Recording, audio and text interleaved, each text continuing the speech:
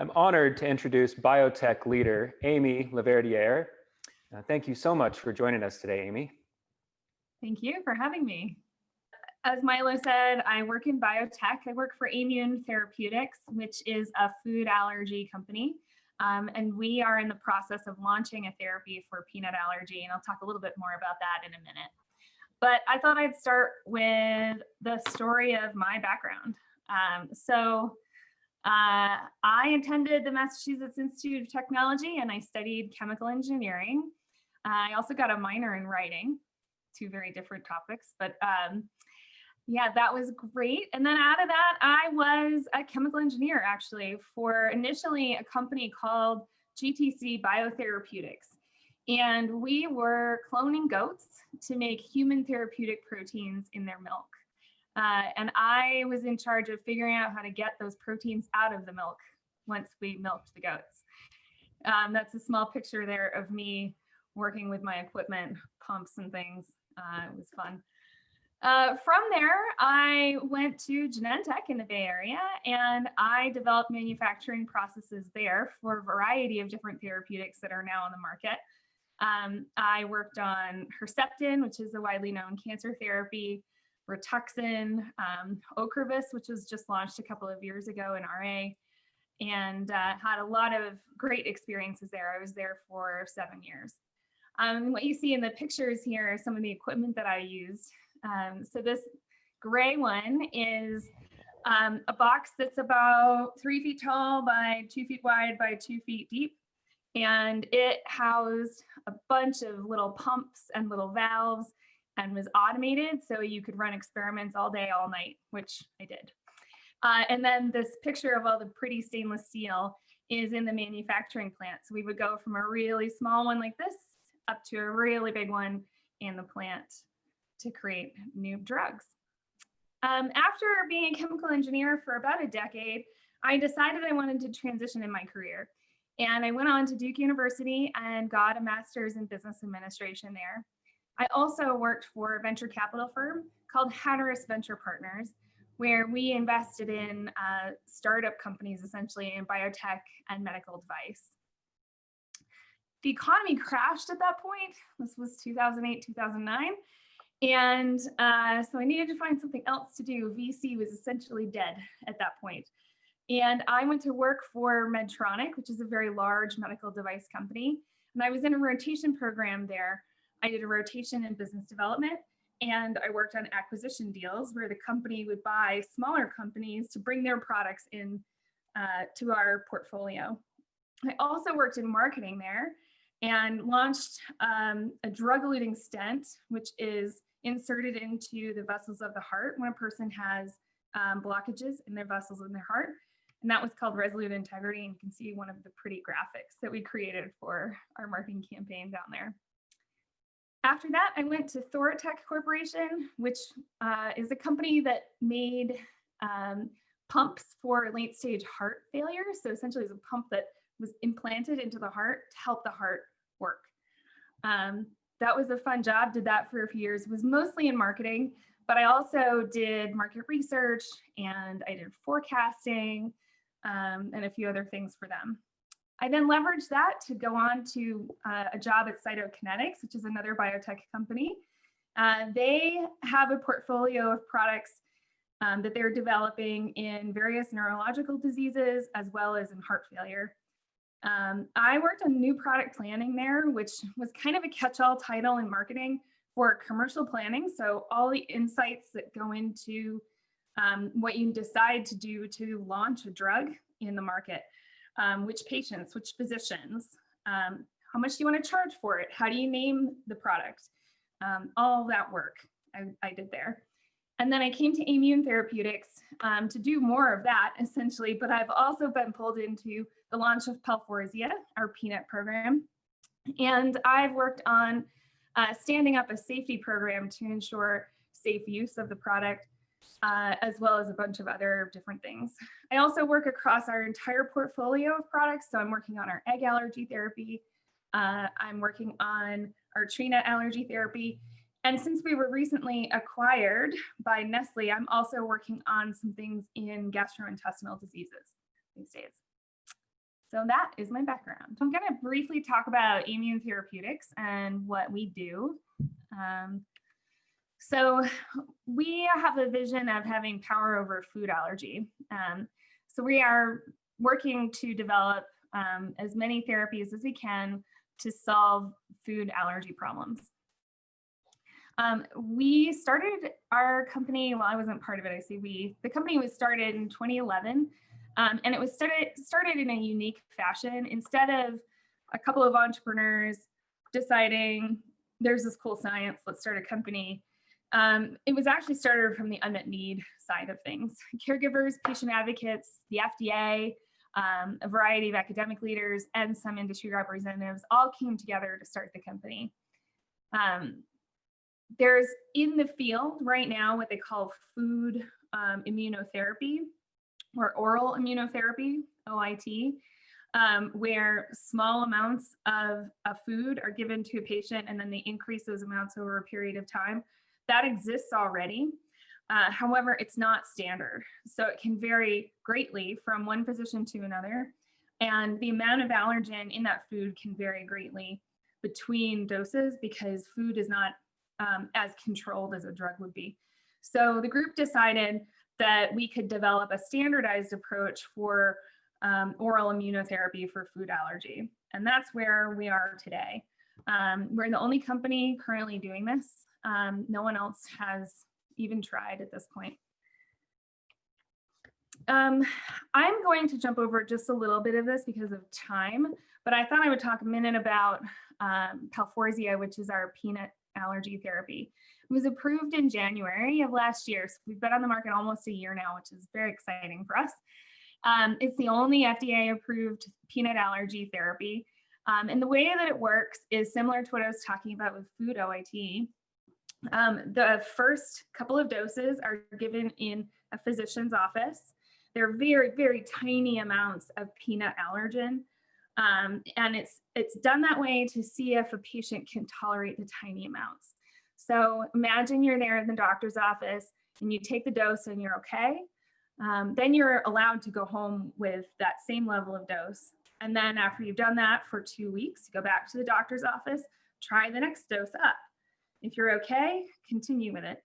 What can happen is you're not yet desensitized. So you might have a little bit of an allergic reaction. Lips might swell up, for example. Tongue might swell up a little bit, for example. In that case, you'll just continue taking the previous dose for another couple of weeks until you get to a point where your body can handle a little bit more. And then over the course of 6 months, you do this updosing, as we call it, go higher and higher and higher in your exposure to peanut allergen until you get to a point where you can actually tolerate exposure to peanuts. I'm not talking about eating a whole peanut butter sandwich, but I'm talking about accidentally taking a bite of chocolate that has some peanut in it. Be okay. You wouldn't react in that situation. So it really greatly increases kind of the world of safety around a patient with a peanut allergy. And it's very exciting for us. So as I mentioned, we have FDA approval and they're launching in the United States. We are also like knocking on the door of launching in Europe. We filed with EMA about a year ago, and we're expecting approval soon in Europe. Okay. So the next thing I wanted to talk about is more generic terms, how we think about marketing in general across all brands. We call it the 4 Ps of marketing: product, promotion, place, and price. So when you're talking about marketing, you're like, where are we going to sell our product? So for a drug, it's which physicians are going to be actually prescribing the drug. For promotion, that may be ads, that may be handouts that we give the physician, that may be handouts the physician gives the patient. It may be displays in medical conferences. And obviously the product, so that's all the clinical trials, the clinical trial data to support the product, but also the branding, how it looks. And then lastly is price. Pricing in pharmaceuticals is very complex. I'm not going to go into that today. We would need 2 hours to talk about it to just scratch the surface. But it is an interesting topic maybe for the future. So on the promotion side, one very important thing is naming your brand. You probably have seen drug brand names around you that are, well, for lack of a better way of describing it, they look like random strings of letters that you try to figure out a way to say. I feel like we got pretty lucky with Palforzia because it actually sounds like something, but some of these don't. Like Wakix is actually kind of fun. That's a recent approval. Barhamus, Zelka. So these may sound crazy to you, but there is actually a reason why we do this. Actually, let's step back. So for brand naming a drug, the regulations in the United States and in Europe and in many other countries of the world, the name has to be entirely unique. It can't sound like anything else. And it cannot make a claim about the product. So what I mean by claim is for maybe a cancer therapy, it can't be saves lives. You can't make that claim. So like Palforzia, it does have a P, which can maybe be linked to peanut, but it doesn't actually say anything about peanuts. It doesn't say anything about food OIT or anything like that. Zolgensma is actually really unique because it's a therapy for spinal muscular atrophy, and they were able to get the SMA in there, so spinal muscular atrophy. But it's, again, not making any claims about what it does for spinal muscular atrophy. So it can't sound like anything and it can't make any claims. So that's how you end up in a world of trying to create new words for your product. And the way that we do this is actually pretty interesting. So we start with a workshop where we come up with as many things as we can. We think about themes. We think about bright sky, we think about blue lakes, we think about everything we can and come up with names. And these days you have to have 3 syllables or more, or you're unlikely to get through a process.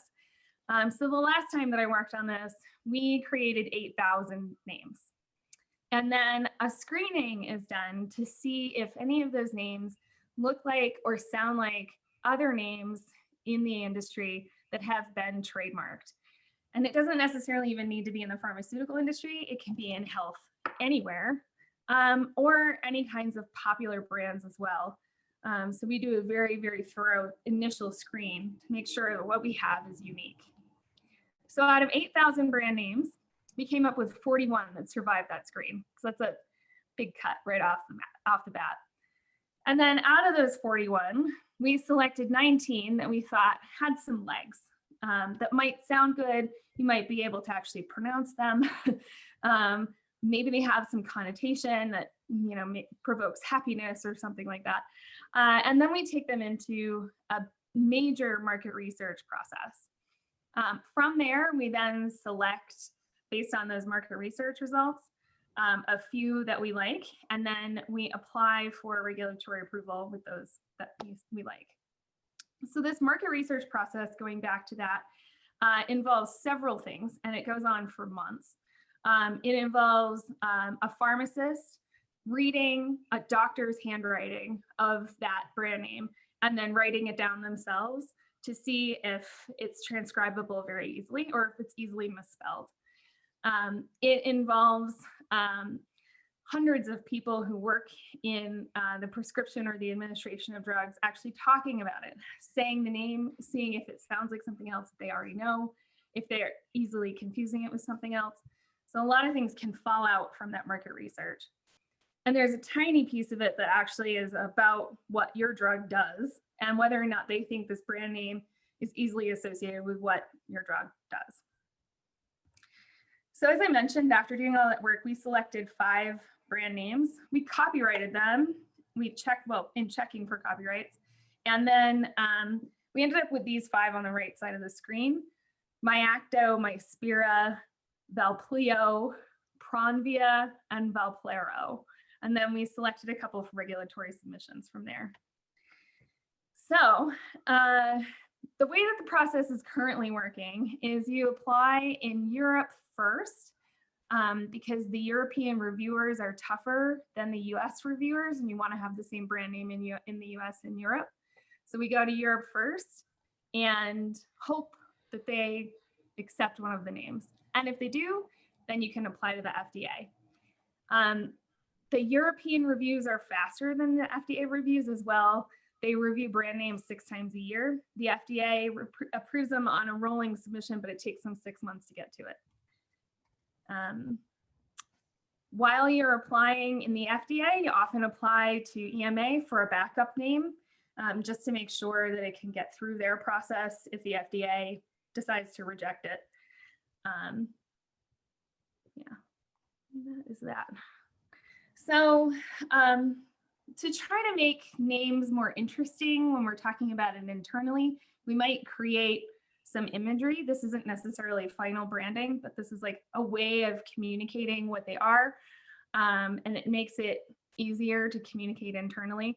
The CEO of the company I was working for at the time I did this project just saw random strings of letters until we made them pretty logos. And as I mentioned, we do all this market research. We rank them based on several components. One is a risk score. So it's a risk of being messed up, a risk of it sounding like something else. We rate them on a fit to concept. So I mentioned the fact of if it matches what we want to say about the drug and other things. And so you can see the ranking here. There are other aspects of this that go into brand naming, and that is trademark review. If anybody anywhere in the world has trademarked the same thing, you're in trouble. You need to make sure your trademarks are unique. We have lots of regulatory submissions to the FDA and the EMA in Europe. Our IT group works on getting URLs for each one of the names long before we finish any of this work. There's actually a side industry where people get the leaked names that are submitted to the FDA and the EMA and may get URLs to sell to you before you get them. That's frustrating. We also try to get the whole universe of the brand names, so not just the .coms, but also the .nets, the .tvs, the whole thing. And we initiate the actual formal creative brand process.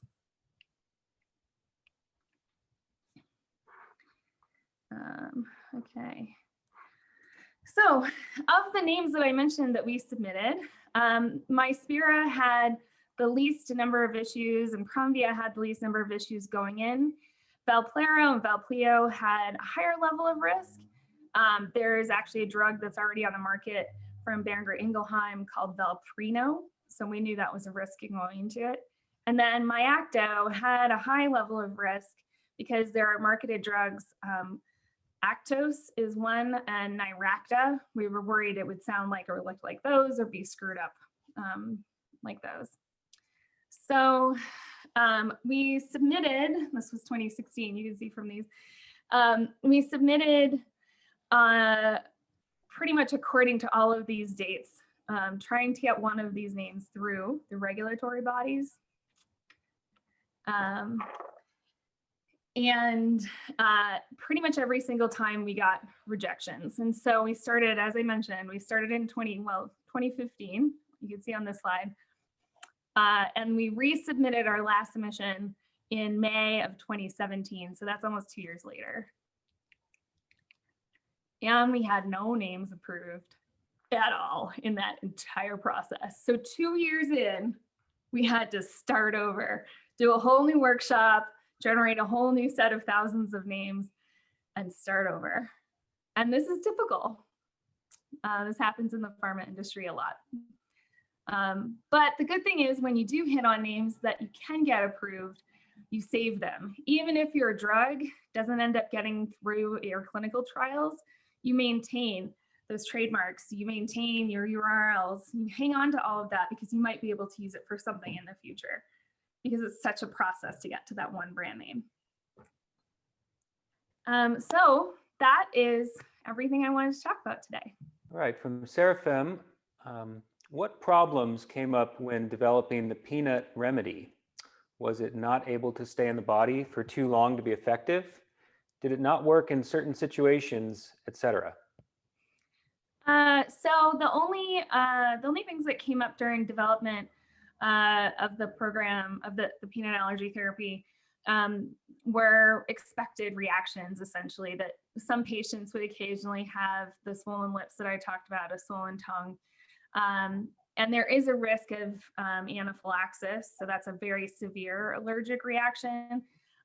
If a patient, for example, skips too many doses and then decides to try starting up again, they've lost some of their desensitization and need to go down a dose before they can start up again. So all of this was expected. There wasn't anything that cropped up that was unexpected. We designed the dosing in such a way that we tried to minimize that. And then there are other things that are put into place to ensure patient safety. Like I mentioned, that first dose has to be done with a physician in case the patient has a reaction. So we've instituted some policies and procedures to ensure that it's safely administered. Carrie is wondering, what would you consider to be the biggest achievement of your career? I have to think about that for a second.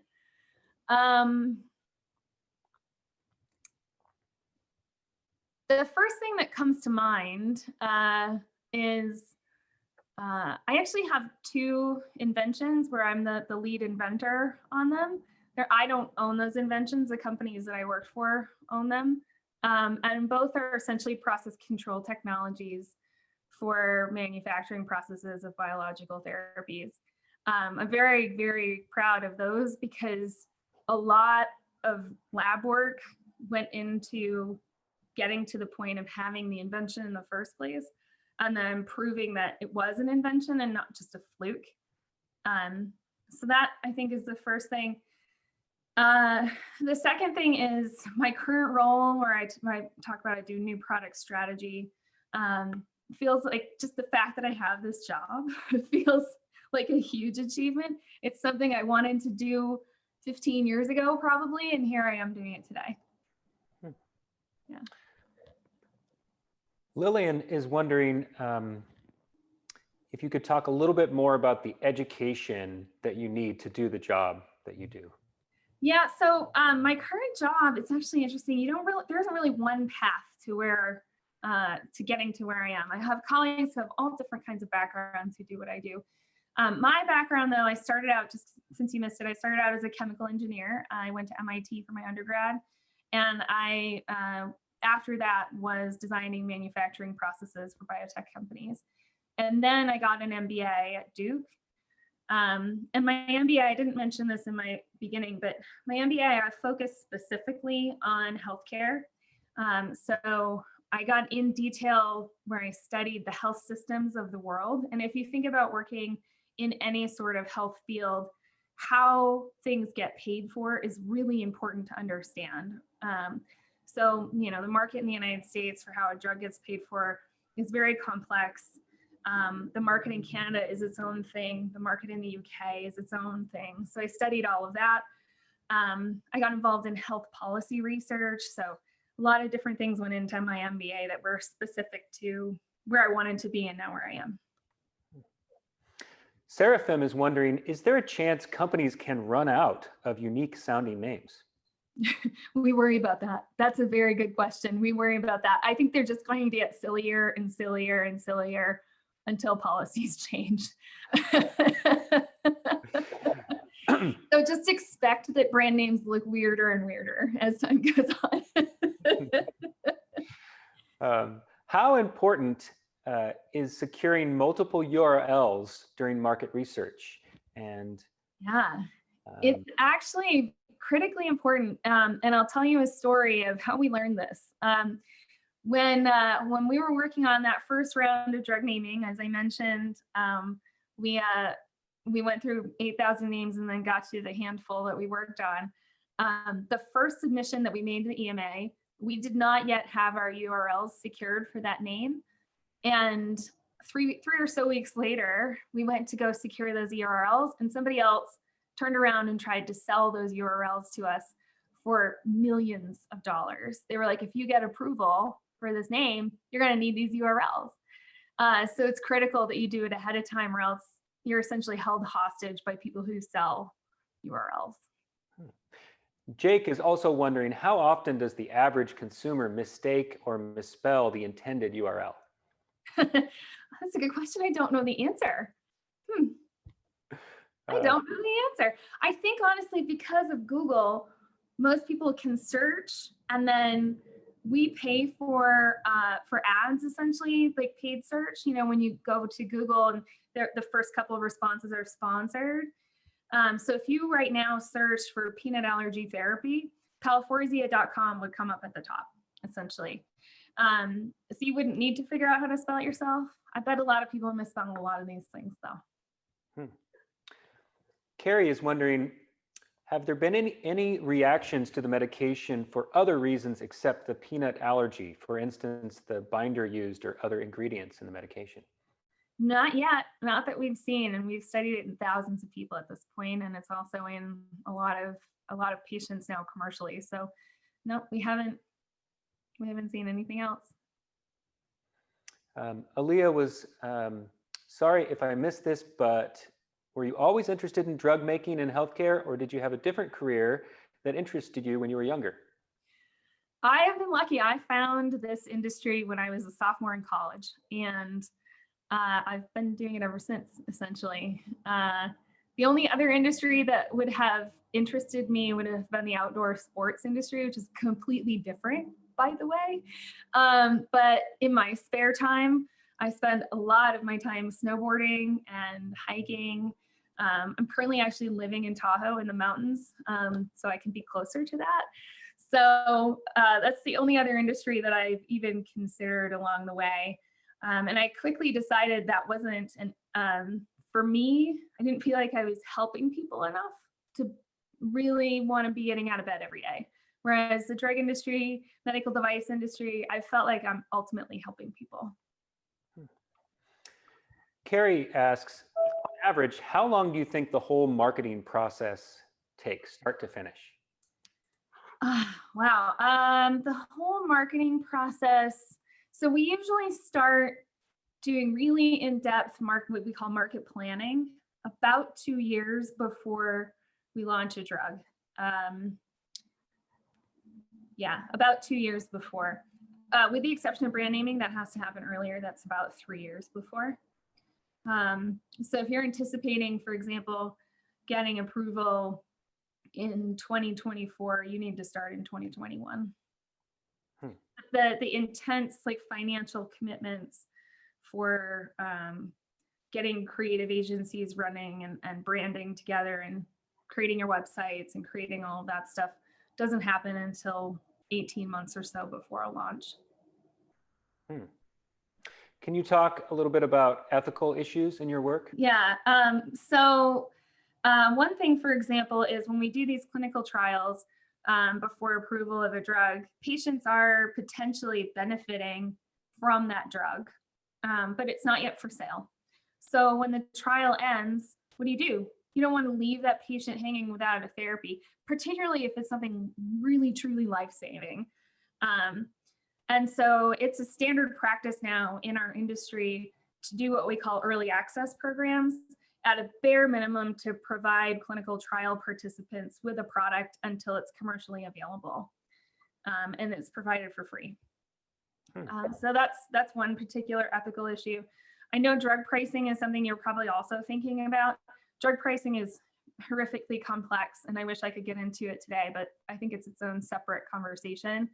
But at a really high level, the United States pays a lot more for drugs than other countries. I think everybody knows that, but it also funds all of the innovation that goes on in the world. Without the United States, there wouldn't be drugs, period. These things cost a lot of money to develop. Outlier example, but I think an illustrative one. I worked on a drug for heart failure previously in my career, and the phase 3 clinical trial, the one that was supposed to demonstrate efficacy, it was 6,000 patients studied for 5 years in 180 countries in the world in order to get the safety information that we needed to get and to have enough efficacy to prove the statistics. That trial cost $1.1 billion to execute, and it was ultimately a failure. Yeah. So stuff is expensive. So for every one drug that works and gets approved, there are multitudes of failures. Usually not that late in the game. Usually they fail earlier when they're cheaper to fail, but there are some doozies of failures that happen late in the game that are very, very expensive. Yeah. So. Couple more questions. Is the process of developing the 8,000 sample names automated at all? So there is some automation. It's a good question. I didn't mention that. There is some automation. There are a couple of agencies that specialize in brand naming of pharmaceuticals, which just fascinates me that that is a thing that exists. And they have software that will take some of the ideas that our team creates during our workshops and then messes around with letters and output strings of things that then human eyes do need to look at and say, well, does this make sense or not? Because, for example, if it's like VVVZZAAZ, that's not a name, right? That would be impossible. So, so yeah, but there is some kind of basic software that exists, but it's not perfect. And lastly, I just wondered if you might talk briefly about one of your mentors, maybe someone who helped you during the beginning of your career. Sure. This actually dovetails into one of the previous questions about have I always wanted to be in this industry. So the person that actually enlightened me in this industry was a professor of mine at MIT, who's ultimately been incredibly successful, ran the Department of Chemical Engineering at MIT and has started dozens of companies. He was just luckily my sophomore year mentor assigned by the department to me. And in 1.5 hour conversation, he was like, judging by your interests and your aptitude, I think you should look at biotech. And he's like, I can see if you can work in my lab. I think we're looking for a lab assistant in this one area, which was working on a drug delivery technology. And he hooked me up with a grad student. The grad student ultimately liked me, which was good. And I worked for her for a year and was exposed to 4 or 5 different companies and what they did and how they did it. And I would credit him with a lot of what's gone on in my career. And it was literally a 30-minute conversation, 30-minute conversation. He's checked on me a few times since then, and I've obviously tried to keep in touch as well, which I just find phenomenal that he even remembers who I am. He's so incredible. He won the MacArthur Prize, the Genius Grant. So yeah, Robert Langer. I don't think I said his name. Robert Langer is the person. So he was one, and then the other person, there's really 2. The department head for at the time that I was at Genentech, her name was Rona O'Leary. She's amazing. She's helped me a lot. Just when I've gotten to like a crossroads where I don't really know what I want to do next, I just know that I'm kind of bored with what I'm doing today. She's helped me figure out and kind of get through that gray period into like kind of what that next step should be in my career. Well, I just wondered if you could leave us with any advice you might have. I know we have some students that are interested in healthcare. Do you have any tips or advice for them? Yeah, so study science and study math. Those are critical, particularly the biological sciences, if this is a field you'd like to get into. It helps to have a really, really good foundation in biological sciences. The other thing, so I talked about marketing a lot today, but what I didn't talk about is how math is involved in marketing. People don't necessarily recognize that, but everything that we do requires some idea of how many patients are going to benefit from this. And in order to get to that, you have to be able to do pretty complex math. And so don't set aside math for biology, do both. Yeah, it's really important. Yeah, and if you're interested in the industry at any point in your career, there are so many different jobs that can be done.